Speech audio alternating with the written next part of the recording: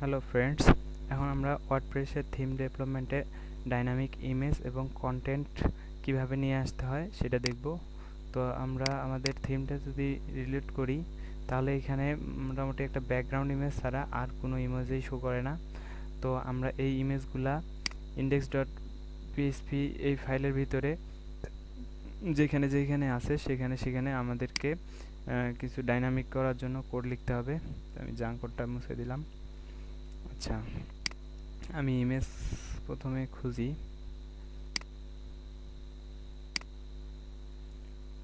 এই যে ইমেজ, তো ইমেজ এই আমার এখানে থিমের ডিরেক্টরি দেখাই দিতে হবে এবং তারপরে এই ফোল্ডারের ভিতরে এটা আছে এটা বলে দিতে হবে।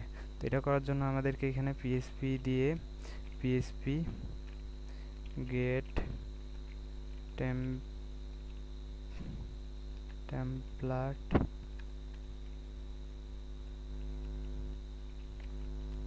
ডিরেক্টরি URI এই নামের একটা ফাংশন লিখতে হবে এবং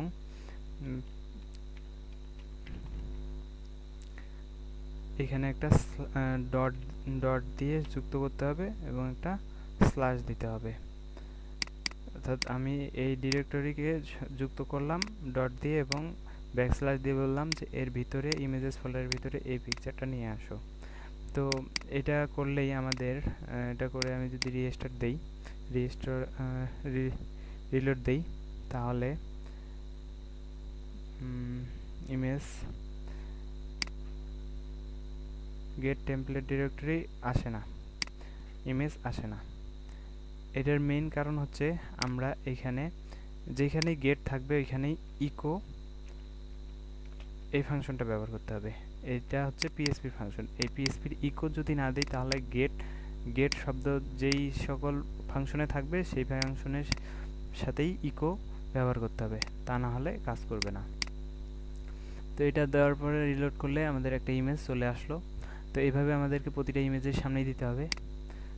তো আমি এটা প্রতিটা ইমেজের সামনে দেবো। হ্যাঁ, তার আগে একটা কাজ করি, আমরা এই হচ্ছে এই কিবাটাকে সিকিউর করার জন্য এটাকে একটা আরেকটা ফাংশনের ভিতরে ঢুকাই দিব, সেটা হচ্ছে ESC_URL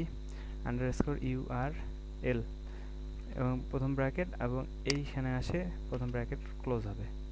তো এটার মাধ্যমে আমি দেখাই দিলাম এই লিঙ্কটাকে সিকিউর করে রাখলাম। তো এটাকে আমি কপি করে প্রতিটা ইমেজের সামনে এখন দিয়ে দিব।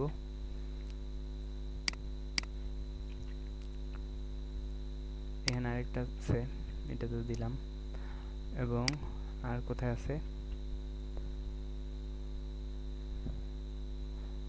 মোটামুটি ইমেজ শেষ। তো আমাদের ইমেজ তিনটা ছিল, তিনটাকে আমরা যে লিঙ্ক করে দিলাম এবং আমাদের ইমেজ তিনটা এখানে এখন শো করতেছে।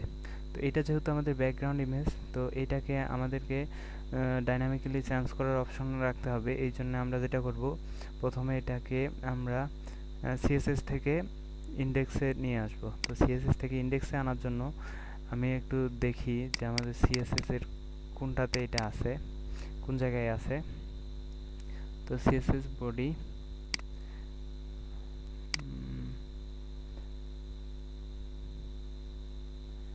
ইমেজটা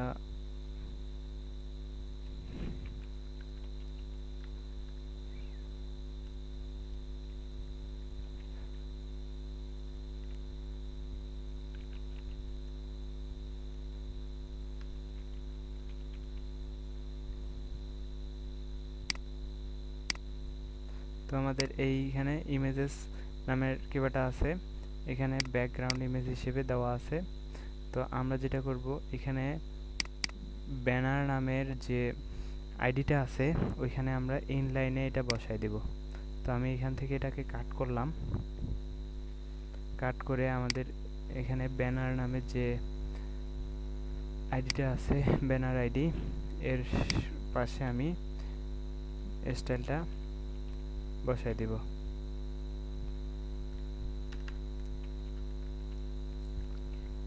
ব্যাকগ্রাউন্ড ইমেজ এটা, তো ব্যাকগ্রাউন্ড ইমেজ আমি এটা দিলাম, এটাকেও সেভ করি করে এবার রিফ্রেশ করলে আসবে না।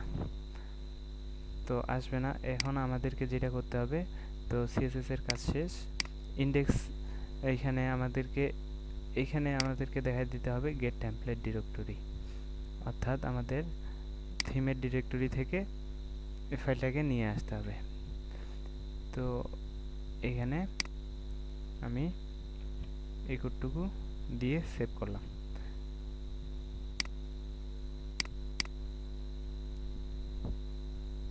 তো এরপরে ইমেজটা আমাদের ঠিক থাকতেছে। তো আমরা এবার দেখলাম ইমেজকে কিভাবে নিয়ে আসতে হয়, তারপর এগুলো আমরা দেখব কিভাবে আমরা আমাদের ড্যাশবোর্ড থেকে কন্ট্রোল করতে পারি এবং মেনু রেজিস্টার করতে পারি এবং কাস্টমাইজ করতে গেলে হ্যাঁ, এখানে কাস্টমাইজ করতে আসলে আমরা হচ্ছে মোটামুটি থিমে কাস্টমাইজের জন্য কোনো অপশন পাচ্ছি না। তো এখানে নতুন নতুন অপশন কিভাবে যুক্ত করা যায় এগুলো আমরা দেখব। তো আপাতত আমরা ফাংশনে আরও কয়েকটা যে থিমের সাপোর্ট দিয়ে রাখি, অ্যাড থিম সাপোর্ট। এখানে আমি ব্যাকগ্রাউন্ড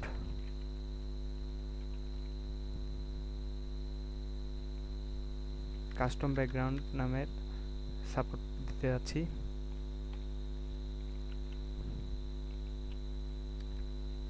কাস্টম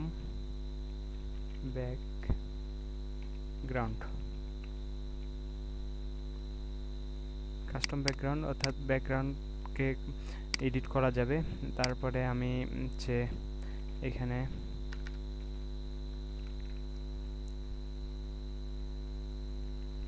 আরও কিছু সাপোর্ট দিতে যাচ্ছি। এখানে আরও দিতে যাচ্ছি কাস্টম হেডার, অর্থাৎ হেডারকে এডিট করা যাবে। আরও একটা দিতে যাচ্ছি পোস্ট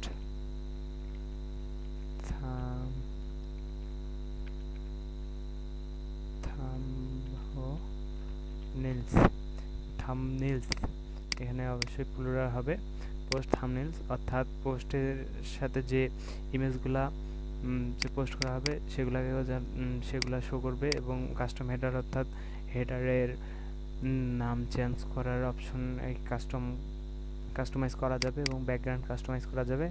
এগুলো একটা সাপোর্ট দিয়ে রাখলাম আপাতত। পরবর্তীতে যেগুলো আমাদের লাগবে সেগুলো আবার সাপোর্ট দিয়ে রাখবো। এরপর যদি আমি কাস্টমে এখানে আবার রিলোড করি তাহলে আমাদের এখানে নতুন যে হেডারের জন্য হেডার আসছে, হেডারকে কাস্টম করা যাবে এবং আরও বাকিগুলা কাস্টম করা যাবে। তো আজকে টিউটোরিয়ালটা এখানে সমাপ্ত করতেছি। পরবর্তী টিউটোরিয়াল দেখার জন্য আমন্ত্রণ রইল। ধন্যবাদ। আল্লাহ হাফেজ।